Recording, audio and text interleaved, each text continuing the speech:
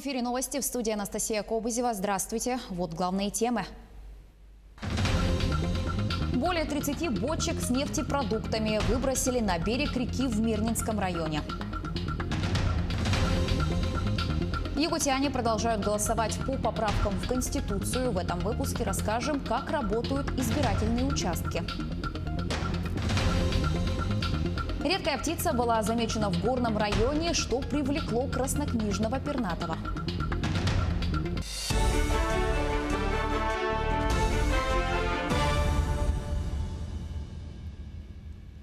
Мужчина утонул при купании на несанкционированном пляже на протоке Тулагинка в пригороде Якутска. По словам главы села Тулагина Егора Попова, компания из 4 человек отдыхала на необорудованном пляже. Все были в состоянии алкогольного опьянения. На месте работали сотрудники полиции и Следственного комитета. По факту происшествия проводится проверка. 46 лесных пожаров возникло в Якутии за сутки, 26 ликвидировано. Сложная обстановка сохраняется на территории Абыйского, Верхнеколымского, Верхоянского, Жиганского, Мирнинского, Аймиконского, Среднеколымского, Тампонского и Эвено-Бытантайского районов, где зарегистрировано 116 природных пожаров на общей площади с момента обнаружения 1 миллион 25 тысяч гектаров. За минувшие сутки на тушение пожаров привлекались более 800 человек и 81 единица техники. Угрозы населенным пунктам и объектам экономики нет. По факту сброса бочек с отработанными нефтепродуктами возбуждено дело об административном правонарушении. Более 30 металлических емкостей обнаружили на берегу реки Малая Батуобая в Мирнинском районе. При визуальном обследовании установлено, что некоторые бочки содержали следы механического прокола, в результате чего часть нефтепродуктов вылилась в почву. Рейды по выявлению так называемых диких туристов проходят в Хангаласском районе. Первая проверка прошла вдоль береговой линии села Еланка, популярного места отдыха в летнее время. В рейде участвовали члены оперативного штаба района и сотрудники органов внутренних дел. Они выявили порядка 150 иногородних отдыхающих, в основном это жители столицы республики. Им дали указание в течение получаса собраться и покинуть место отдыха. Отказ или промедление грозили наложением штрафа. Такие рейды будут проводиться в популярных местах отдыха Хангаласского района вплоть до улучшения эпидемиологической обстановки. Специальная комиссия и органы внутренних дел осуществляют проведение рейдов на всех территориях, включая Тихтюр, Бестях, Булгунихтах, Еланку. Мы будем выявлять нарушителей и привлекать их к административной ответственности. Также на территориях Улуса введен особый противопожарный режим. Дорога в Южный Наслига очень непредсказуема. С Верхнего Бестяха до Улаханана ведутся ремонтные работы. Учитывая все вышесказанное, настоятельная просьба всем иногородним отдыхающим не посещать наш Улус до нормализации эпидемиологической обстановки. Работодатели не имеют права требовать с работников справки об отсутствии COVID-19. Об этом было сказано на заседании регионального оперативного штаба по коронавирусу. Некоторые работодатели требуют справки при выходе сотрудников на работу из отпусков или самоизоляции. Как пояснили в оперштабе, медицинские учреждения их выдавать не будут. Также дано поручение Министерству труда региона, органам исполнительной власти и профсоюзам провести разъяснительную работу по этому поводу. Уважаемые коллеги, уважаемые жители Республики Саха-Якутия, уважаемые работодатели, такой справки нет, медики ее не могут выдать. И справка об отсутствии или наличии коронавирусной инфекции сегодня не дает оснований не принимать или принимать кого-либо на работу. Поэтому вот такая вот большая просьба, я думаю, что профсоюзы подключатся и разрешат данную ситуацию. Указ о развитии Дальнего Востока – это огромный шаг в развитии макрорегиона. Так, глава Якутии Айсыл Николаев прокомментировал указ Владимира Путина о мерах по социально-экономическому развитию Дальнего Востока. Как отметил руководитель региона, документ ставит перед Якутией новые задачи. Например, повысить продолжительность жизни якутян до 87 лет, ввести 120 километров дорог в малых городах, в 3,5 раза уменьшить площадь аварийного жилья в регионе и в 2 раза сократить количество аварийных объектов образования, здравоохранения и культуры. Начиная с того, что вот части продолжительности жизни мы должны на 5 лет увеличить продолжительность, которая сегодня у нас имеется. То есть в республике, если 73 года, мы должны ее довести в ближайшие годы до 78. Более чем в 3,5 раза необходимо снижать размер площади аварийного жилья. Это кроме той программы, которая у нас уже принята и действует для аварийного жилья, признанного таким до 1 января 2017 года. Также появились пункты о том, что в населенных пунктах свыше 20 тысяч человек, у нас по республике, это кроме Якутска, вот Мирный, Нерюнгри, Алдан, у нас дороги, которые в этих поселках находятся, они должны уже быть, в 85% должны соответствовать всем нормативным требованиям. То есть по нашим расчетам это порядка 120 километров новых дорог должно будет уже делаться в малых городах, скажем так, нашей республики. Так. Важнейшее направление также и дороги местного значения, так, на которые тоже у нас по этому указу должны выделяться большие цифры финансирования для того, чтобы 55% этих дорог местного значения отвечали нормативным требованиям. Благодаря этим решениям вот, социальная сфера нашей республики сможет получить огромный импульс в своем развитии и, конечно же, в конечном итоге это позволит повысить качество жизни якутян. Продолжается общероссийское голосование по поправкам в Конституцию России. Накануне свой выбор сделал и вице-премьер, полномочный представитель президента на Дальнем Востоке Юрий Трутнев. Он проголосовал в Москве и отметил, что предлагаемые изменения сделают нашу страну только сильнее. Вице-премьер подчеркнул, что для него особенно важны поправки про территориальную целостность России и приоритет российского права над международным. Я, честно говоря, когда сталкивался с тем, что мы, скажем так, не можем прямо противостоять каким-то международным договоренностям, всегда испытывал довольно странное чувство. И исхожу из того, что мы суверенная страна. И, конечно, внутри России наше законодательство должно обладать приоритетом.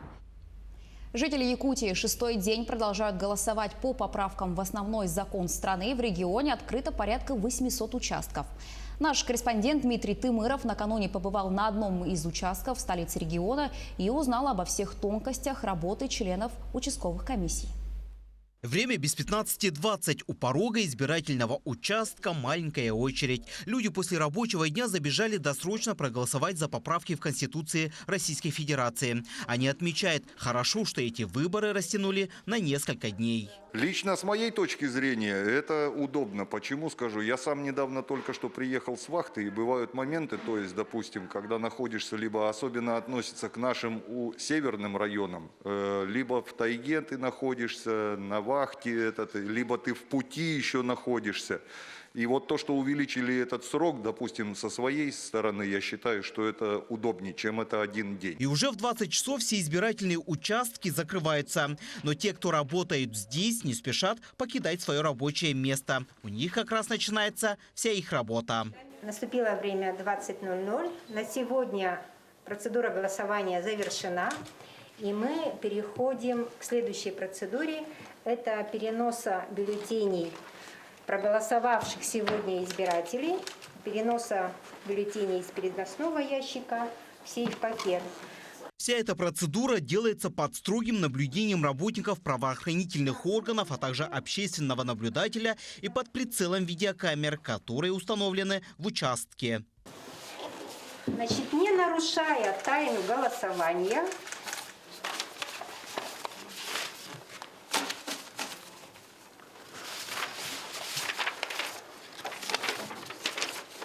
причем это делаю только я. Члены избирательной комиссии мне не помогают. Мы сейчас эти бюллетени, вот в присутствии сотрудника полиции, переносим в сейф-пакет.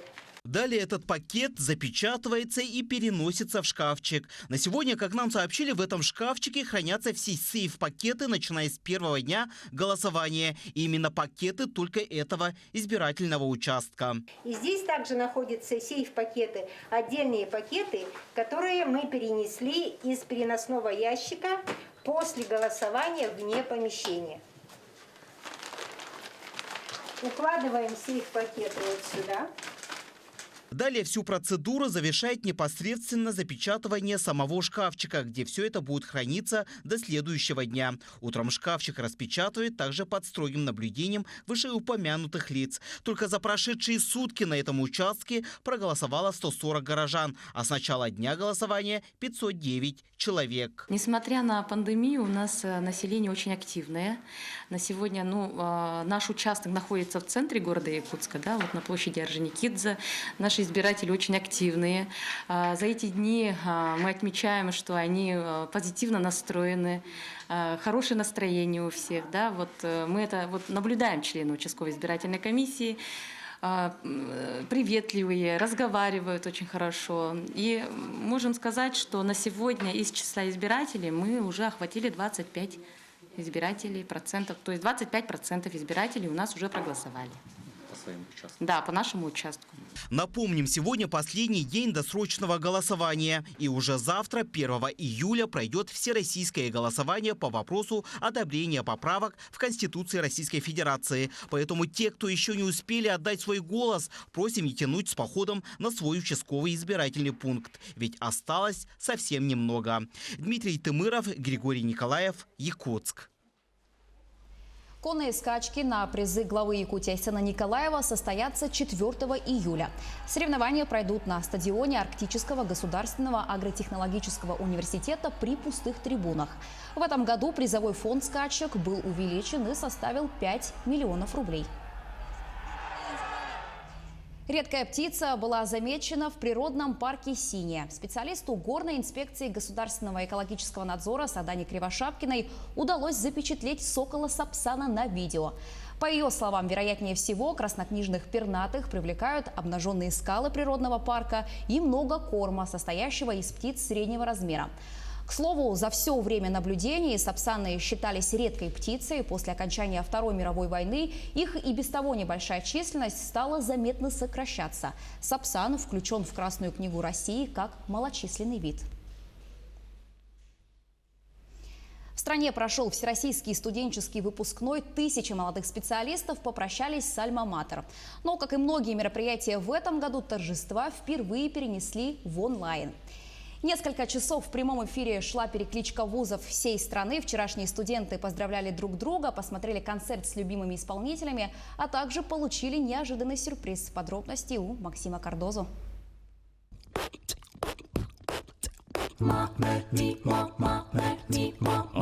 Главная идея Всероссийского студенческого выпускного 2020 – это объединение всей страны в один грандиозный творческий флешмоб. Молодые люди от Сахалина и до Калининграда поздравляли друг друга в прямом эфире. Друзья, мы приветствуем вас из столицы Золотого кольца, города Ярославля. Вас приветствует Ярославский государственный университет имени Павла Григорьевича Демидова. И мы спешим всех выпускников поздравить с этим прекрасным праздником. Лучшие выпускники страны делились своими планами на будущее, а популярные артисты дарили свое творчество онлайн. В этой всероссийской акции принимали участие и якутские студенты, причем у наших выпускников будет сразу два праздника. 10 июля мы запланировали для вас онлайн торжественную встречу ректорам и руководителями учебных подразделений. В этом году в нашем университете 500 выпускников-отличников. И для них мы подготовили традиционные серебряные значки с фианитом и эмблемой нашего университета. Выпускной подвел итоги и работы вузов в онлайн-режиме. Удаленка для многих стала открытием и настоящим вызовом, с которым пришлось столкнуться и студентам, и преподавателям. Что выявила эта ситуация? Вот в таких непростых условиях, когда обучение было организовано удаленно, один из важнейших навыков – это умение самоорганизоваться. И далеко не каждый студент вот этот экзамен, в широком смысле слова, конечно, сдал успешно. Что касается преподавателей, то я бы хотел сказать огромное спасибо, поскольку во многом благодаря им мы и прошли достойно через все эти испытания. В день всероссийского выпускного запустили и масштабный сервис с вакансиями и стажировками для выпускников вузов всей страны. Он называется digest.времякарьеры.рф. На нем размещено более 100 тысяч вакансий. Подобрать подходящую работу можно даже по географическому признаку или сфере деятельности. Доступны также стажировки и волонтерские позиции. Максим Кардузу, Москва, Якутск. К этой минуте у меня пока вся информация. Не переключайтесь.